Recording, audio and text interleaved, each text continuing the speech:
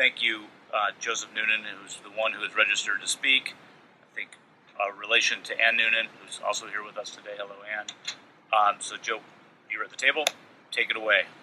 Hello, my name is Joseph Noonan, and I'm representing CUSIB.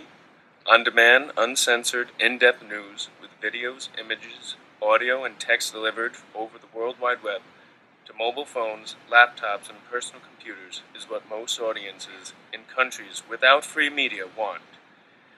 The United States must invest in new media content delivery, but it's also important to know that not everyone can use or afford digital media. That's why CUSIB remains determined to oppose any cuts to shortwave and medium wave radio and satellite television broadcasts to China and Tibet.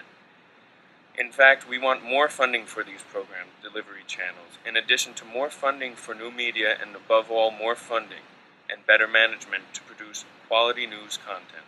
CUSIB appreciates the efforts of BBG Chair Jeff Shell and the entire board, and the BBG's interim CEO, Andre Mendez, in helping many of the illegally RIF'd employees from the Office of Cuba Broadcasting to be reinstated to their rightful post. We respectfully ask Mr. Carlos Garcia and each BBG governor to take a look at Mr. Luis Guardia's case and contact the agency's legal department to stop this cruelty.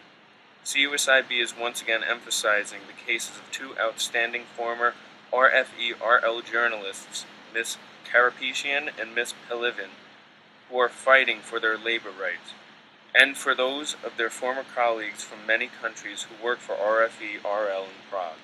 We are also concerned about unhappiness expressed to us by journalists working on Russian language programs with regard to some managers and some management practices in this otherwise well-managed organization. Since there is change on the horizon, there's no sense in further documenting the ongoing management turmoil at the Voice of America. CUSIB looks forward to new leadership at VOA, and we will offer our support to its next director. Going back to China, the New York Times and major media had recently discovered how China's government has included a cyberware tool called the Great Cannon of China to join with their Great Firewall to further censor the internet for China and Tibet citizens. Now more than ever, we need to be sure that we don't deprive freedom fighters like Ms. Gao Yu, Ms. Su Changlan, or persecuted Roman Catholics like Shanghai Bishop Tadao Ma, or Father Quan Xiaoyun, and Father Cao Jianyou, or poor people in China who cannot afford an iPhone or internet services, or people who live in rural areas in China from hearing news from the United States.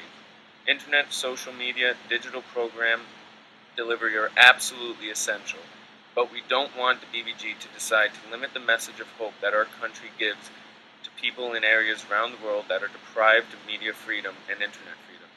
We know that the use of internet in China and Tibet is dangerous, and since radio is cheap and its listeners cannot be monitored by China's government, we need to maintain our radio broadcasts to them.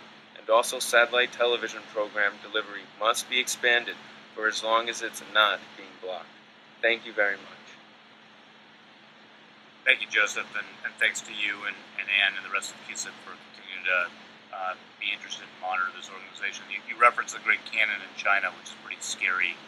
The Great Firewall in China obviously is one of the most restrictive kind of internet censorship tools. What it does is you can't get on certain sites when you're in China. The Great Cannon actually is a more proactive tool that goes out and actually, even if you're on an unrestricted site, if you're doing something that the Chinese government deems to be against their interests, it actually shuts down what you're accessing, what you're working on. So it's a far more scary tool for freedom of expression than just a firewall that is restrictive. So I know our RFA team is working hard on this new challenge. I also, before we turn it over to Carlos, I wanted to note that I know Noonan and our friends in Prague are listening and watching, and will be there at our next board meeting in 2 months. Yet just yesterday, they won 3 awards at the International Communicator Awards, a gold, 2 silvers for their work in Russia and Ukraine, which further highlights my comments on the good work those guys are doing. So congratulations, Noonan, and your team.